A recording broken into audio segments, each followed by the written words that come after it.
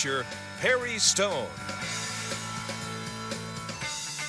Many people will tell you that the coming of Jesus Christ in the form of the rapture, the English word that we use to describe the event of Jesus catching away the living saints, is not found anywhere in the Old Testament. It's just a doctrine that came along in the 1830s at an Irvin Guyot prayer meeting. How many times have I heard that theory propagated? But today, on Manifest, I am going to share with you in detail Old Testament scriptures that absolutely reveal a catching away prior to the day that God's wrath is poured out on the earth. Now let's get started immediately.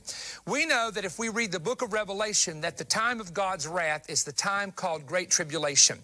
Now the tribulation is not a theory that somebody came up with just to try to scare people. The tribulation is mentioned as a time of Jacob's trouble in the book of Jeremiah. Isaiah chapter 13 talks about the cosmic activity that will happen, how the nations will be shaken. In fact, the prophets of the Old Testament deal quite extensively with what we call the time of the end and the last days, and they see a lot of terrible judgments happening to the earth, including famines and pestilence and earthquakes. Jesus warned about this in Matthew chapter 24, and he also mentioned the word, "Then shall be great tribulation." Revelation chapter 7 said, "These are they which have come out of great tribulation," or tribulation the great. So my point is that there is coming a time of tribulation. And that time of tribulation is identified in Daniel 9:27 as 1 week. Now that word week in Hebrew in Daniel 9:27 is not a week of days. It's a Hebrew word for a week of years. In other words, a 7-year time frame. In the book of Revelation from chapter 4 to chapter 19, I'm a futurist. I believe the book of Revelation deals with future prophecies. Then that time frame is divided up into 42 months and 42 months. And the Bible says in the midst of the 7, or in the midst of the 7 years, the Antichrist breaks the treaty. You'll find that in Revelation chapter 11, 12, and 13. After the Antichrist kills the 2 witnesses, he then goes into Jerusalem with the false prophet, sets himself up as God, builds the image of the beast, the icon, which is the Greek word used in Revelation chapter 13, that speaks and lives and deceives multitudes, okay? Now, having said that, if we go back to the Old Testament, let me go back very quickly and share with you, once again, Zephaniah chapter 1:18, also 2:1. "Neither their silver nor their gold shall be able to deliver them in the day of the Lord's wrath, but the whole land shall be devoured by fire, by the fire of his jealousy. He will make speedily riddance of all those who dwell on the land. Gather yourselves together, yes, gather together, O undesirable nation, before the decree is issued, or the day passes like chaff, before the Lord's fierce anger comes upon you, before the day of the Lord's anger comes upon you." Now, we talked about last week's program, how that if you look at this, that before the decree is issued, God is asking his people to be gathered together, and he talks about this undesirable nation. Now, some would say that alludes to the nation of Israel, but in prophecy, this is a future prophecy. In prophecy, the Bible says that the church is a holy nation, a chosen generation, and a royal priesthood. So we as a church are called a holy nation. Number 2, in the book of Deuteronomy, chapter 32 and also verse 21, it says that there will be a nation that God is going to raise up that would provoke Israel to jealousy. Now, that nation was not the United States. That nation was the church, which is the holy nation. Also, in the parable that Jesus gave, which is found in Matthew's gospel, I believe it's Matthew chapter 21, he talks about how that there was a vineyard and how the Lord would lend out the vineyard to another nation that would bring forth fruit to the Lord in its season. The other nation there, again, is the church, which was raised up to bring forth spiritual fruit for the kingdom of God. So, this undesirable nation can allude to the church, which is the holy nation, which is gathered together before the Lord's fierce anger and gathered together before the time of the Lord's wrath. Now, that would indicate to me what some call a pre-wrath catching away.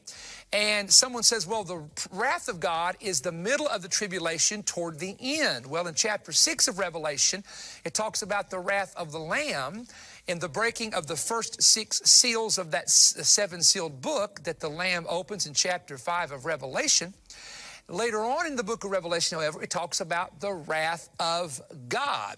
It appears to me, and I'm not trying to be picky about this, but it appears to me that the first 42 months is called wrath of the Lamb, and the last 42 months is called the wrath of God. And so I'm not going to get into all the theology of that because I don't want to be sidetracked from the subject. Now, looking back at this, if you read Zephaniah chapter 2 and verse 3, look what it says. Seek ye the Lord, all ye meek of the earth. Remember, the meek shall inherit the earth, which have wrought his judgment. Seek righteousness, seek meekness. Now notice this is very important. It may be you shall be hid in the day of the Lord's anger. Wow. This verse, talking about the Lord's anger, speaks that the meek are going to be hidden in the day of the Lord's anger. Now, Jesus said it this way, pray that you be accounted worthy to escape all these things which are coming to pass on the earth and to stand before the Son of Man. Now, this idea of hiding in the day of the Lord's anger, being hidden away, protected from the wrath or the anger of the Lord. Look at Psalms 27:5. For in the time of trouble, he shall hide me in his pavilion. In the secret of his tabernacle shall he hide me. He shall set me upon a rock. Now, this concept of being hidden in the day of the Lord, in the day of the Lord's anger, is also found in Isaiah 26:19-21. Here's the second Old Testament scripture that we want to use, indicating protection from God's wrath and indignation for the righteous. Here's what it says. Thy dead men shall live, together with my dead body shall they arise. Awake and sing, ye that dwell on the dust, for the dew is as the dew of herbs, and the earth shall cast out the dead. Come, my people, enter thou in thy chambers, and shut thy doors about thee. Hide thyself, as it were, for a little moment, until the indignation be overpast. For behold, the Lord cometh out of his place to punish the inhabitants of the earth for their iniquity. The earth shall also disclose her blood. Now stop right there and remember, in the book of Revelation, the martyrs in chapter 6 are saying, how long, O God, will you not avenge our blood of them that dwell on the earth? The earth shall disclose her blood and shall no more cover her slain. In fact, in the book of Revelation, Babylon, Mystery Babylon, is destroyed because it shed the blood of the prophets and of the saints. So in the book of Revelation, really, a lot of these judgments that are taking place, if you study the book carefully, are there because of the shedding of righteous blood, which has happened literally from the time that Cain killed Abel, over the past almost 6,000 years or longer. Now let's go back to this Isaiah scripture. Number one, the prophet said that I will be raised along with all of the other dead. So this deals with the resurrection. Now, when is the next resurrection plan? Jesus was raised from the dead as the first fruits of the dead, but the next resurrection is the dead in Christ who shall rise first, according to the Apostle Paul. So those who are dead, their soul and spirit is in paradise in the third heaven. 1 Thessalonians chapter 4, Paul wrote that when Jesus comes, he will bring them with him. That means he brings their soul and spirit out of the paradise compartment, and then they have a resurrection. It's a mystery.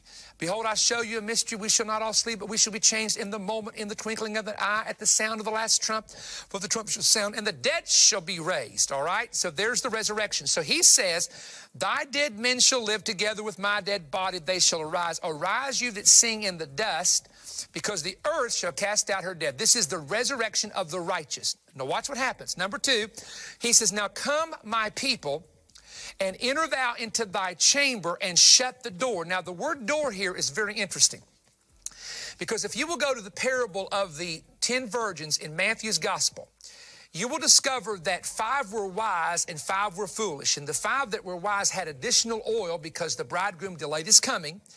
And the 5 that were unwise ran out of oil, and they were told to go buy oil. As they are out buying oil, then the bridegroom comes secretly and suddenly and takes the 5 wise virgins with him. And it says they entered into the chamber and the door was shut. Now, if we go to the book of Revelation, and we believe that chapter 4 through chapter 19 deals with the tribulation period, chapters 2 and 3 deal with the 7 churches of Asia, or the 7 time frames and time periods of the dispensation of the church age.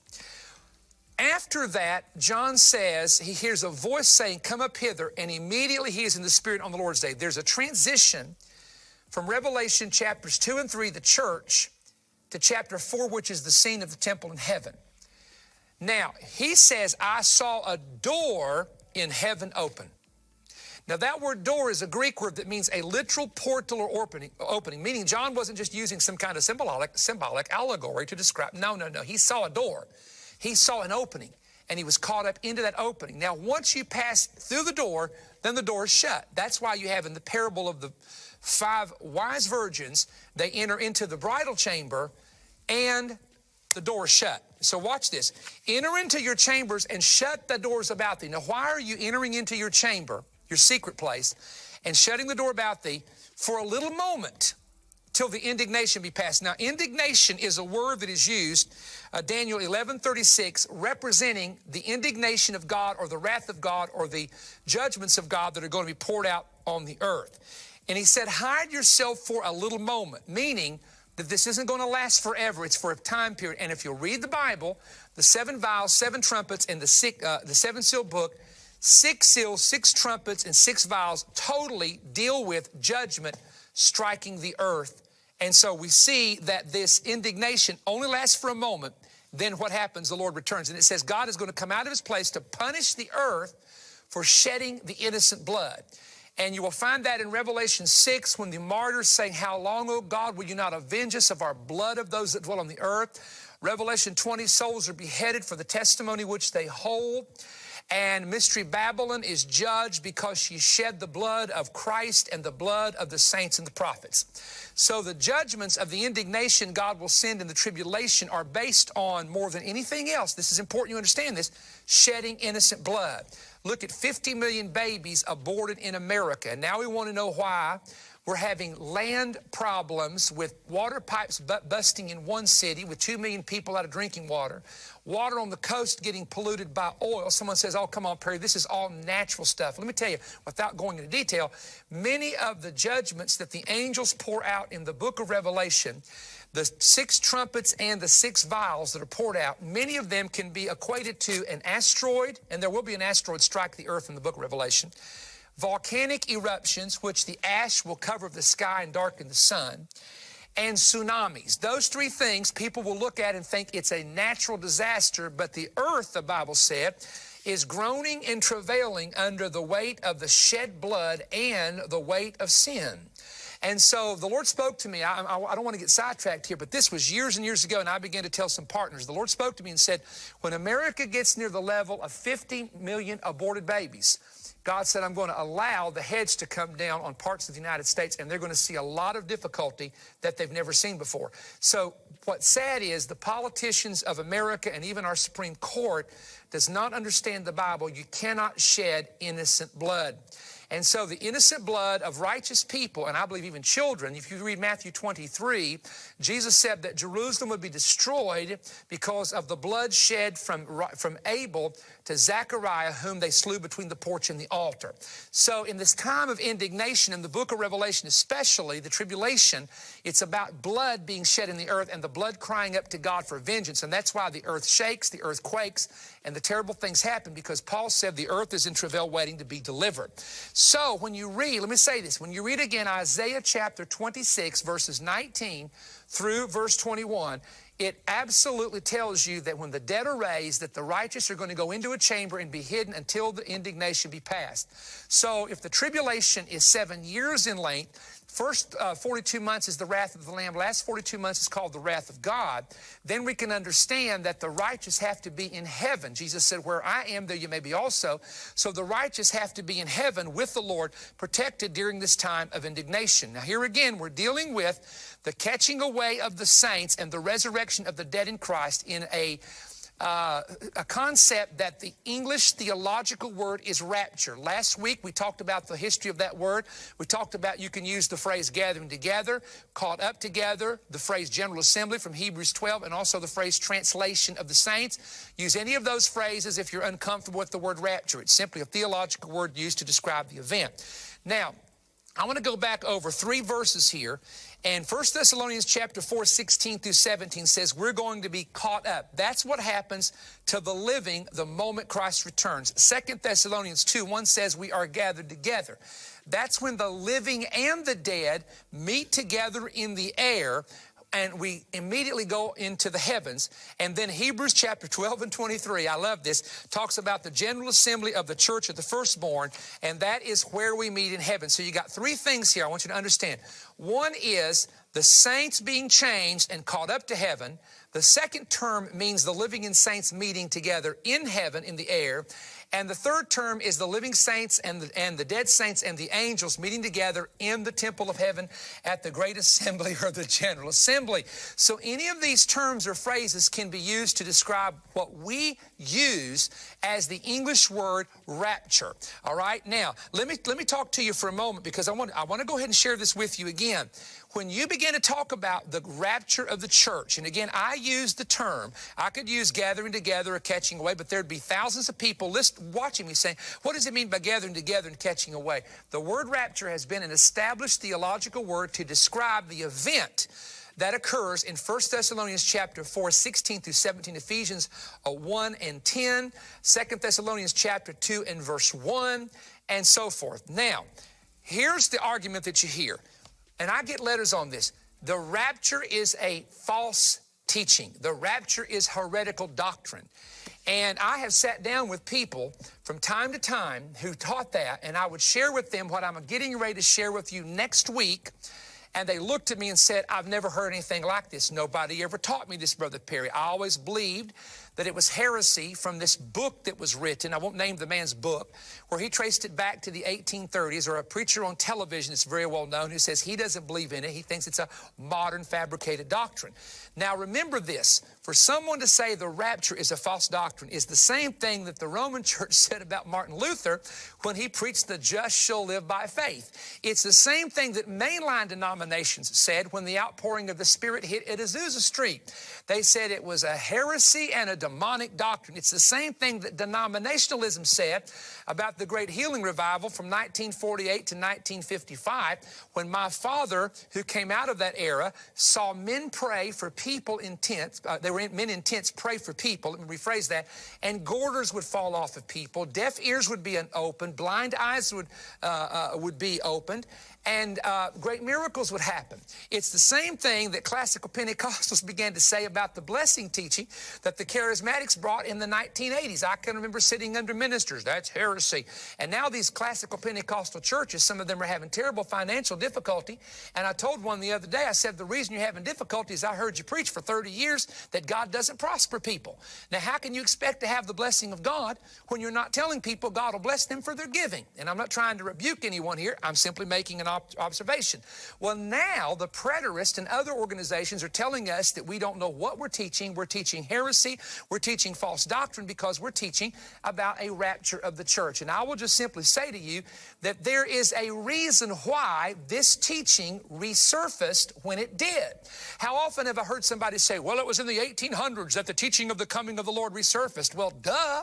There's a reason that it resurfaced in the 1800s. Are you ready for this? Why from the 4th century all the way to the 1800s, Matthew Henry, Adam Clark, James Fawcett and Brown, why are these men who wrote these great commentaries don't do a lot of teaching on the coming of the Lord? You want the answer? Here's the answer. Because in the prophecies of the Bible, there's a man called the Antichrist that has to come to Israel, and the Jewish people have to be living in Israel at the time the Antichrist comes, and the Jewish people have to flee out of the city of Jerusalem, and the Jewish people have to be in control of Israel and in control of the city of Jerusalem for the prophecies to begin to come to pass. And from the 4th century to the 1800s, there was no nation of Israel. There were no Jewish people controlling the nation of Israel. There was no reestablishment of the Jews returning from the nations of the earth. There was no city of Jerusalem. It was under Turkish occupation.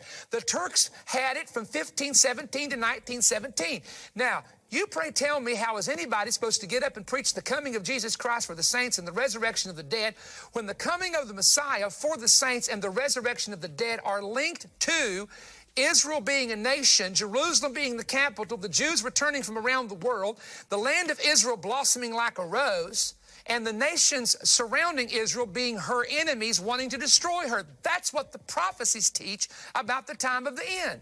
Now, how could any early father from the 4th century, when Jerusalem had been destroyed in 70 A.D., the Jews had been scattered, the Roman occupied the city of Jerusalem, the Romans, the Byzantines, the Muslims, the Mamelukes, the Turks, the British, the Jewish people had no control or access over their own destiny or city till 1948 after the Holocaust of 7 years. So my point is this argument of, well, I don't find anywhere where people for hundreds and hundreds of years taught on the rapture of the church. Well, they didn't teach it, folks, because there was no prophecies being fulfilled in their time to prove the Lord was coming back. So what did they teach?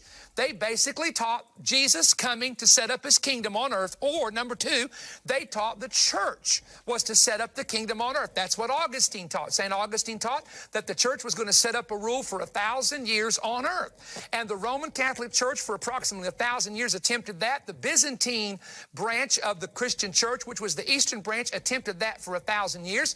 And it got interrupted and disrupted by Islam in the 1400s and 1500s, and that disrupted the whole plan.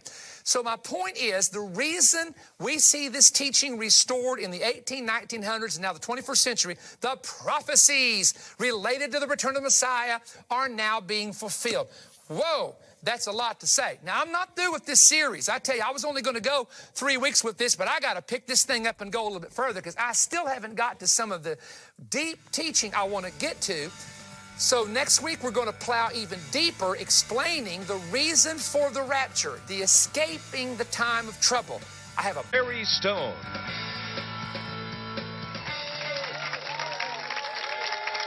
Well, it's another Manifest program today, coming to you from the city of Jerusalem.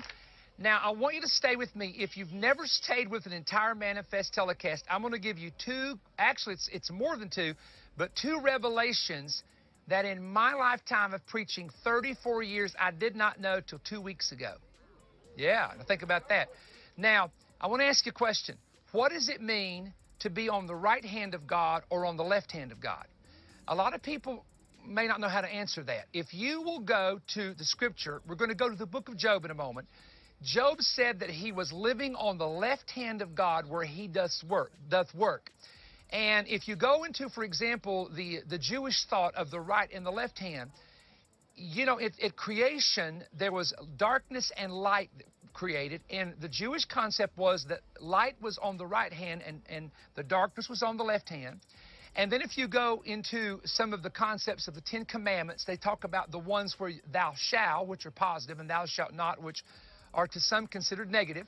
And they say that the positive ones were created by the right hand, the negative one's on the left hand. Now, for all you left-handed folks out there, has nothing to do with whether or not you're left-handed when you write or right-handed when you write. I thought I would go ahead and say that, for my dad's a lefty, my brother's a lefty, all right? So it has no bearing on that whatsoever. But it's like looking at it and using sort of a metaphor to talk about the good and the bad. Job, we're going to go there now, and I'm going to show you some nuggets from the book of Job. And I'm going to show you something that, to me, really stirred me up. Earlier in my ministry, there was a movement that started called the Word of Faith movement. Great movement. Many of my friends are in the Word of Faith movement. But when they read the book of Job, they made Job a book that dealt strictly with confession. In other words, Job's confession may have gotten off or he didn't say the right thing, and that's why he went under the attack that he did. I'm going to show you in a few moments that the key of the book of Job has to do with blood and sacrifices. Not so much with confession. It is tied to confession, but let's just go there instead of talking about it. Okay, Job chapter 1, there was a man in the land of Uz, not Oz, by the way, the land of Uz, which is believed to be south of Edom, in the land of Esau, in the land of the Gentiles, perhaps somewhere in the Arabian Peninsula. And the man was perfect and upright, feared God and shunned evil. Notice three things. He was upright. Number two, he feared God. Number three, he shunned evil. There was born to him 7 sons and 3 daughters, or a total of 10 children. His substance was also 7,000 sheep, 3,000 camels, 500 yoke of oxen, 500 female donkeys, and a very great household. And this man, now look at this phrase, was the greatest in the East. Now the East in the Bible always alludes to the land of Israel, what's east of it. So that would be in the territory, you start thinking about it, going toward India and Afghanistan and Pakistan and Persia and all those countries to the east. He was the greatest man out of all that territory. Now here's what happens. And his sons went and feasted on their houses, everyone in his day, and sent and called for the three sisters to eat and to drink with them. And it was so, now this is important, verse 5 is a key verse. It was so when the days of their feasting were gone about, Job sent and sanctified them, rose up early in the morning, offered burnt offerings according to the number of them all. 10 children, that means he put 10 offerings on the altar, one for every child, that because he said, it may be my sons have sinned and cursed God in their heart. This Job did continually. So here's what he's doing. He's building an altar, and he's putting 10 individual sacrifices on that altar, one representing each child. Now here's a nugget for you. There was a day, not days, but a single day, when the sons of God came to present themselves before the Lord, and Satan, Ha-Satan, the adversary, came among them. And then you get this conversation between God and Satan concerning Job. Now, if you look at the conversation, God is bragging on Job, and Satan is accusing him of serving God for an ulterior motive. Are you ready for what I'm going to say? Never thought about this in 34 years of ministry. Why does it say there was a day when the sons of God came and Satan presented himself? Because in Jewish thought that goes all the way back to the time of Moses, there was the sixth moed, or sixth appointed season of Israel, is called Day of Atonement. On the Day of Atonement, it's the day when Satan makes accusations directly in the face of God against God's people. And so on this day, which would have been the Rosh Hashanah time frame, Satan is approaching the very throne of God to make an accusation against God's main man on earth at that time, who is Job himself. Now someone says, well, are you saying, did Moses write this book? Wouldn't Moses have been greater than Job? Certainly if Moses wrote it, but no one knows who wrote it. Did Job write it? Did Moses write it? Did one of the early scribes or one of the early prophets write that particular book? So that's one of the questions that people have about who wrote the book of Job. The point is that according to Hebraic thought, Rosh Hashanah, which is called the Day of Atonement, is the day when the adversary is permitted to accuse Israel in front of God. So there was a day when the sons of God came, and the sons of God is Bnei Elohim, which are the angels, and they're coming before God and they're accusing Job. Now here's what happens. I want you to pay careful attention to this. All of a sudden, Satan says to God, if you will stretch forth your hand, or put forth now your hand, touch all he has, Job will curse you to your face.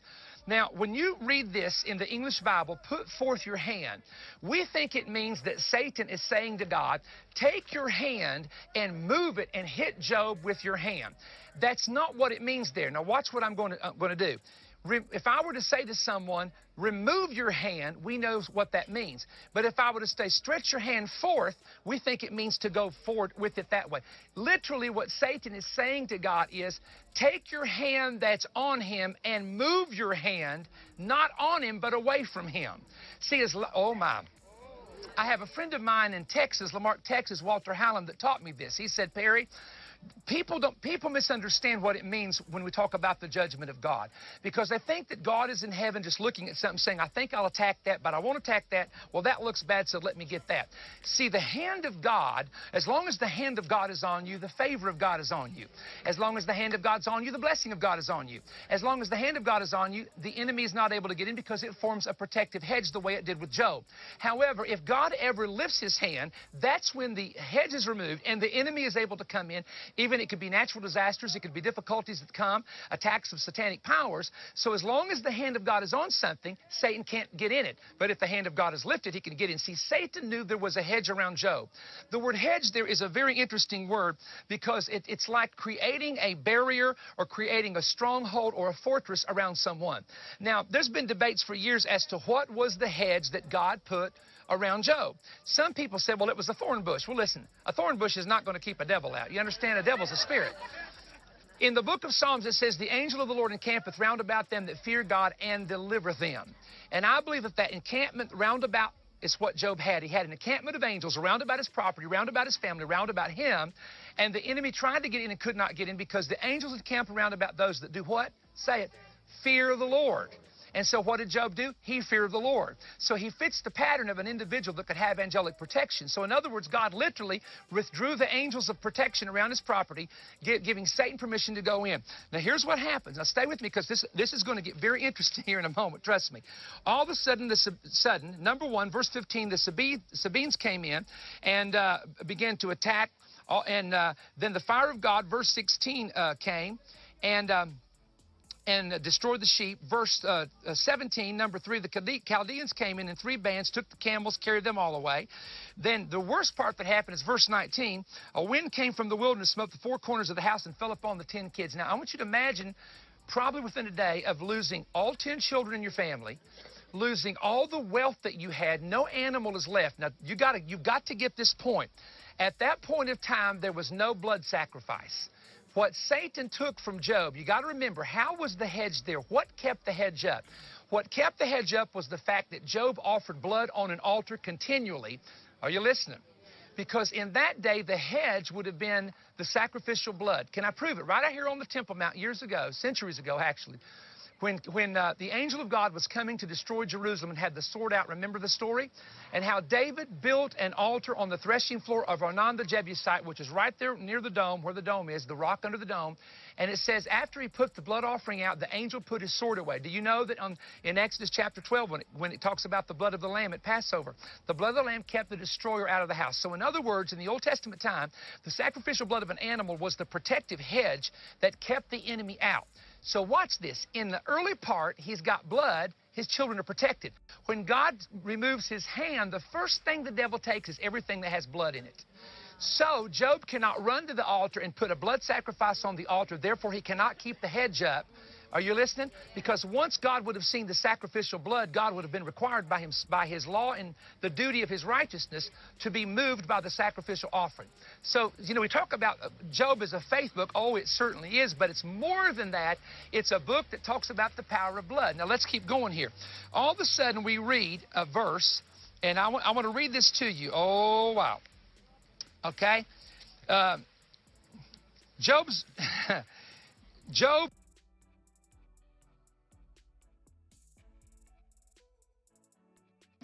verse 20, arose, rent his mantle, shaved his head, and fell down upon the ground and worshipped, and said, naked came I out of my mother's womb, naked I shall return hither. The Lord giveth, and the Lord taketh away. Blessed be the name of the Lord. In all this, Job sinned not, nor charged God foolishly. Now, we know that it was Satan that took it, but he didn't know that at the time. Whoever wrote the book of Job tells us the story about it. Now, in Job chapter 2, you've got to watch this very carefully. There's a second wave of attack. And there was a day the sons of God came before the throne of God, and Satan came with them. Here we go again. Now, we don't know how much time, this is important, is between chapter 1 and chapter 2. It doesn't tell you that. It just says now we have a second wave. So is it possible that here comes another assault on Job on Rosh Hashanah when the accuser of the brethren is standing before the throne of God? Now watch what happens here. Where you been, Satan, going to and fro on the earth, walking up and down it, you've been considered my servant Job. Sure, he says. But Satan says, skin for skin, all a man has he'll give for his life. Put now forth your hand now, touch his bone and his flesh, and he will curse thee to your face. And the Lord said to Satan, behold, he's in thy hand. Now again, as long as the hand of God's on Job, Satan can't touch him.